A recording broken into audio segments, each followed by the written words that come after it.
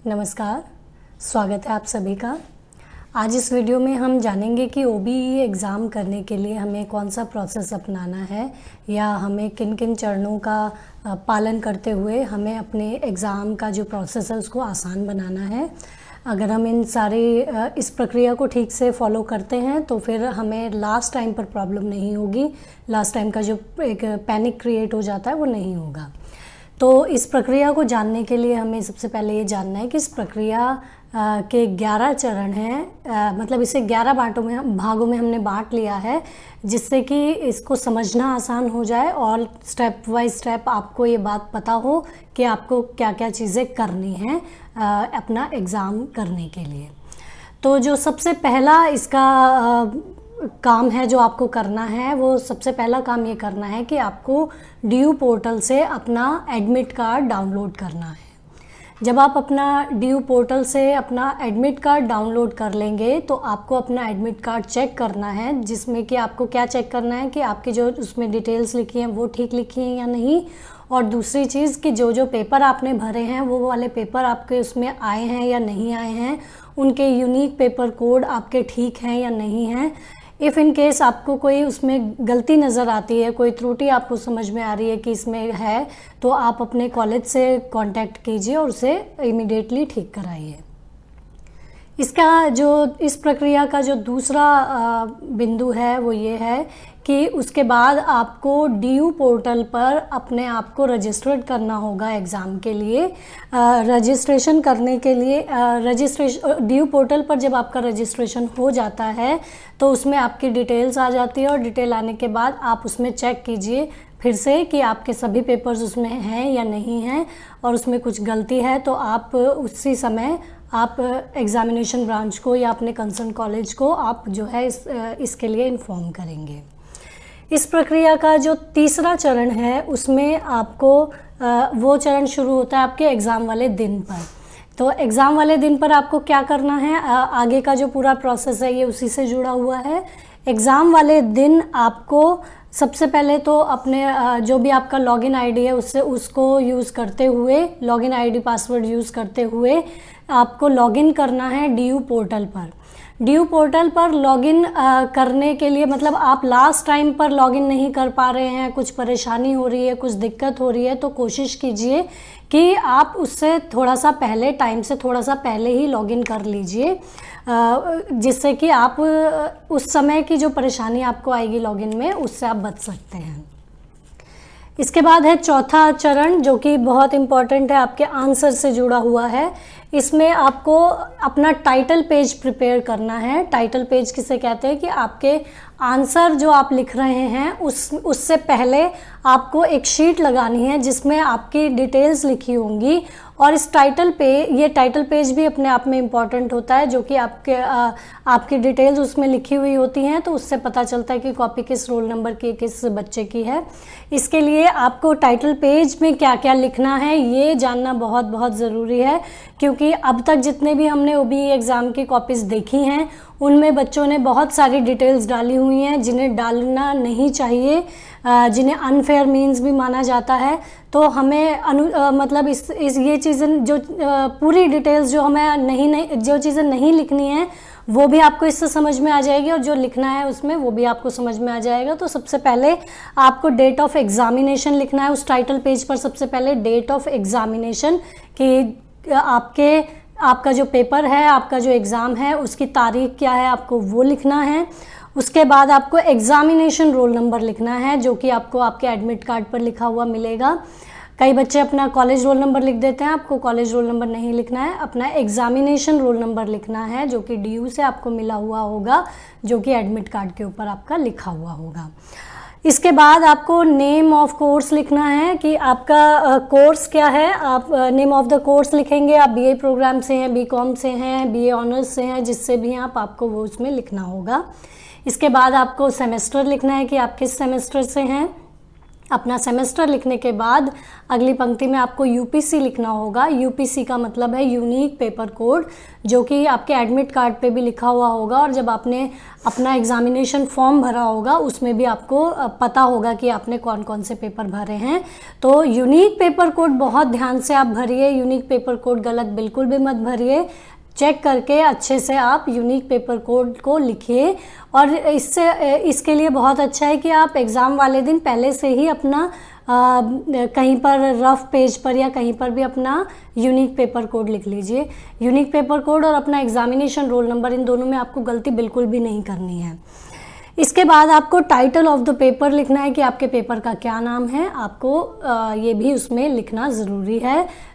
Unique paper code से भी हमें पेपर पता चल जाता है और हम जब ये टाइटल लिख देते हैं अपने पेपर का तो उससे भी हमें काफ़ी मदद मिल जाती है। तो ये सारी जो टाइटल पेज की जो डिटेल है आपको इसमें सिर्फ और सिर्फ इतनी चीज़ें लिखनी हैं, इनके अलावा आपको कुछ भी नहीं लिखना है। अगर आप इसके अलावा कुछ भी और लिखते हैं तो यूनिवर्सिटी आप पर एक्शन ले सकती है, इसे अनुचित माना जाता है। यूनिवर्सिटी के रूल्स के अकॉर्डिंग आप अपनी आंसर शीट में इस इंफॉर्मेशन के अलावा कोई भी पर्सनल डिटेल नहीं डाल सकते। अब पर्सनल डिटेल लाइक आप अपना नाम नहीं लिख सकते, आप अपना कॉलेज रोल नंबर नहीं लिख सकते, आप अपना ईमेल आईडी नहीं लिख सकते, आप अपना फ़ोन नंबर नहीं लिख सकते। तो आपको अपनी कोई भी पर्सनल डिटेल इस टाइटल पेज पर नहीं लिखनी है। आगे आप अंदर जितनी भी शीट में अपने आंसर लिख रहे हैं उन सब पर भी आपका सिग्नेचर और रोल नंबर होना चाहिए, इसका भी आप ध्यान रखेंगे। अगला जो स्टेप है वो जुड़ा हुआ है हमारी आंसर शीट से। आंसर शीट में जब हमने टाइटल पेपर बना लिया तो उसके बाद हमें क्या करना है, आंसर शीट के लिए जो पेपर हम यूज़ कर रहे हैं वो A4 साइज़ का पेपर होना चाहिए। प्लेन पेपर भी हो सकता है, रूल शीट भी हो सकती है। इसमें हमें ब्लैक और ब्लू पेन के अलावा कोई और पेन यूज़ नहीं करना है लिखने के लिए, अपने उत्तर लिखने के लिए। इसके साथ ही जितने भी आप आंसर्स लिखेंगे वो सारे आंसर सेपरेट शीट्स में होने चाहिए। सेपरेट शीट में होने से ये आपको आसानी होगी कि आप उसको स्कैन आसानी से कर सकते हैं, आप उसकी पिक्चर आसानी से ले सकते हैं। तो सारे अपने आंसर सेपरेट शीट्स में आप लिखिए। और उससे भी एक इम्पॉर्टेंट चीज़ है कि सारे आंसर शीट में अगर आपने 5 पेज लगाए हैं या अपने आंसर लिखने में आपने 7 पेज लगाए हैं तो सबके नंबर साथ साथ लिखते जाइए। शीट नंबर ज़रूर लीजिए, क्योंकि अगर आप शीट नंबर नहीं लिखते हैं तो कभी कभी आंसर का क्रम बिगड़ जाता है, कोई पेपर आगे कोई पेपर पीछे लग जाता है, तो उससे बहुत दिक्कत आती है, जो कि पेपर चेक करने में भी बहुत परेशानी उससे होती है। इसके बाद फिर से मैं एक बार बता रही हूँ कि अपनी आंसर शीट में कहीं भी किसी भी जगह अपनी कोई भी व्यक्तिगत जानकारी नहीं देनी है। अगर किसी स्टूडेंट ने ऐसा किया होता है और वो पकड़ा जाता है तो यूनिवर्सिटी उस पर एक्शन लेती है, तो इसका बहुत अच्छे से ध्यान रखिएगा। इसके बाद जब हमने आंसर लिख लिया है, आंसर कैसे लिखना है ये भी मैं आपको एक बार फिर से बताऊंगी, या फिर आप एक और वीडियो मैंने इसमें डाली हुई है असाइनमेंट कैसे करें, तो आप वो वाली वीडियो देखकर भी ये जान सकते हैं कि आपको आंसर कैसे लिखने हैं। जब आपने आंसर लिख लिया है, अब उसके बाद हमारा सबमिशन का प्रोसेस शुरू होता है। तो सबमिशन के प्रोसेस में सबसे पहली चीज़ होती है अपनी आंसर शीट को स्कैन करना। आपको आंसर शीट को क्वेश्चन वाइज स्कैन करना है और जहाँ पर आपको अपलोड करना होता है वहाँ answer number 1, question number 1, question number 2, question number 3 इस तरीके से लिखा हुआ होता है। तो अगर आपने क्वेश्चन नंबर 1 अटेम्प्ट किया है, उसका उत्तर लिखा है, तो उसको उसी तरीके से स्कैन करिए। जितने भी हैं उनको अपलोड भी उसी जगह पर करना है। इसके बारे में मैं आपको अभी आगे बताऊंगी।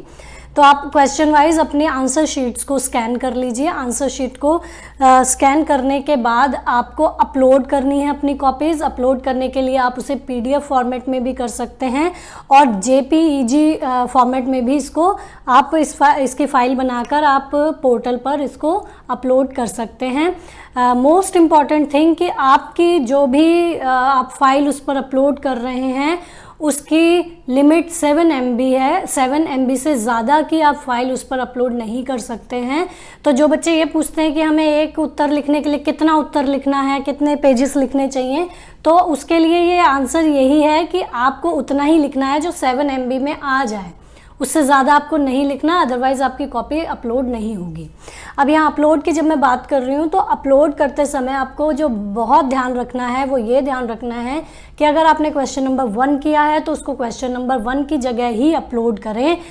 ऐसा ना हो कि क्वेश्चन नंबर 1 क्वेश्चन नंबर 5 की जगह अपलोड हुआ है, क्वेश्चन नंबर 5 क्वेश्चन नंबर 2 पर अपलोड हुआ है, ऐसा ना करें। जो क्वेश्चन आपने अटेम्प्ट किया उसको उसी की जगह पर अपलोड करें, ध्यान से अपलोड करें। और अगर अपलोड में कोई प्रॉब्लम आ रही है तो एकदम से घबराएं नहीं, आराम से उसको अपलोड करें, टाइम काफ़ी मिलता है। तो इसके लिए आप घबराइए नहीं कि अगर एक बार में अपलोड नहीं हो पा रहा है तो गड़बड़ करके इधर उधर अपलोड करने की बजाय थोड़ा सा धैर्य रखिए। जैसे ही अपलोड का जो प्रोसेस है वो थोड़ा खाली होता है तो अपलोड आसानी से होने लगता है। इसके बाद जब आपने अपलोड कर दिया तो आपको अपलोड बटन दबाना ज़रूरी है। जब आपकी फाइल्स बन गई हैं, सब कुछ बन गया है, आपने अपलोड के लिए वहाँ डाल दिया, तो आपको अपलोड का बटन दबाना बहुत ज़रूरी है। बहुत सारे बच्चों की ये प्रॉब्लम आती है कि हमने उसमें डाल दिया लेकिन अपलोड बटन नहीं दबाया। अगर आप नहीं दबाते हैं तो दिक्कत हो सकती है। इसके बाद जब आप अपलोड कर देते हैं तो UFM डिक्लेरेशन आपको देनी पड़ती है, उस पर क्लिक आपको करना पड़ता है। UFM का मतलब है अनफेयर मीन्स का आपको डिक्लेरेशन देना पड़ेगा। और उसके बाद कन्फर्मेशन फॉर सबमिशन आपको जो है सबमिशन का बटन दबाना पड़ेगा, तो उससे आपका सबमिशन जो है कंफर्म हो जाएगा।